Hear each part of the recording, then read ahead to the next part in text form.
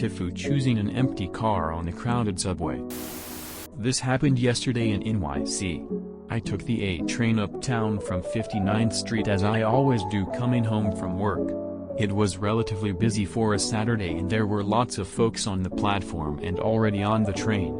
So, when the car that pulled up closest to me, in the middle of the train, was nearly empty, I was pretty stoked to get a seat.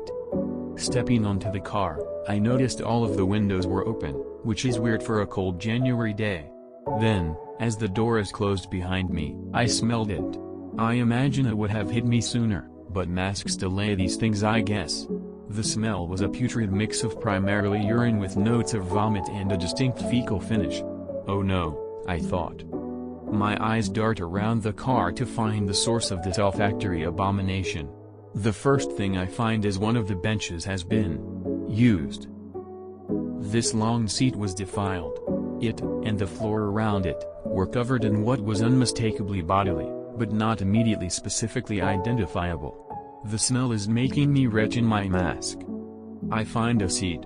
I realize that I am now trapped in this car on the long stretch on the express like between 59th and 125th. That's when I notice the man who without a doubt was responsible for the state of the car.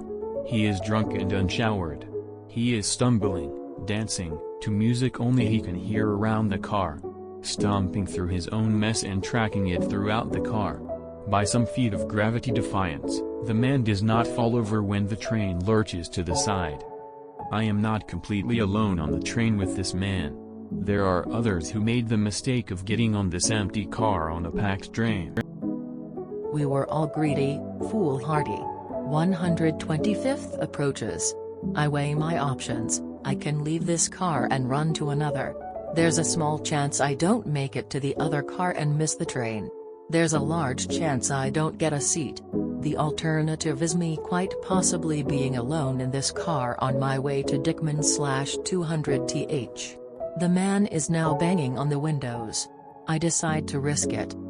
I dart out the door as soon as it opens and one of my fellow passengers has made a similar choice to me. Two people on the platform attempt to get into the car. We tell them they don't want it. We tell them not to. They do not listen. Me and my new compatriot make it onto the next car on the train, now without seats but considerably more comfortable. We laugh when we realize why we've moved cars. We are brothers. 145th Street comes. The two people we told not to go on that cursed car now enter our car. They avoid eye contact with my friend and I. We tried to warn them. They, as greedy as we once were, saw the promise of an empty car on a busy train and took it. But everything in life has its cost, and they realized that empty car was indeed empty for a reason. We all learned something on this day. TL, dear got on a subway car that was empty for a reason. Didn't realize until too late. You did try to warn them. Sorry that happened and sounds utterly disgusting. This happened to me in London. I was late for my train and came running down to the platform mere seconds before the due departure time. I forgot I was in the UK and therefore still had plenty of time. Straight away I saw an empty carriage. I knew it was too good to be true, but couldn't help myself. Sure enough, some poor bastard had lost the battle with a large surge of diarrhea and it covered about a third of the floor. I took a chance and switched carriages. Then watched through the windows as my maneuver was repeated by every other person.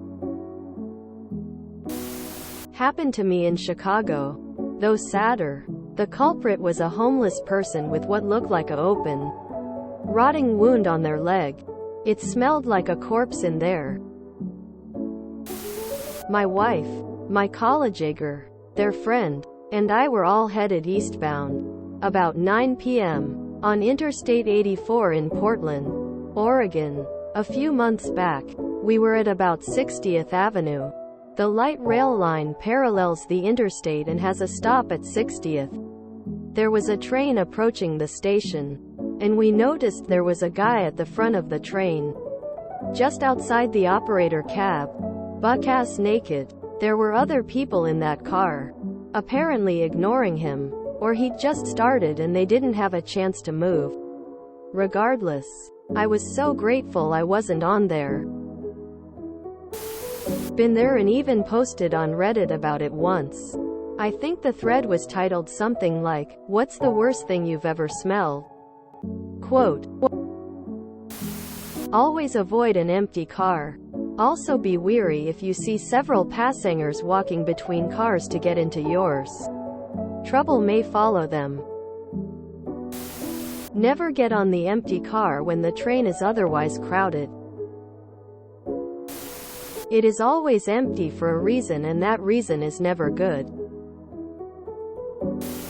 If you enjoyed this video, please check out our playlists full of similar content. Epic Ericast is like doom scrolling for your ears. Please like, share, and subscribe.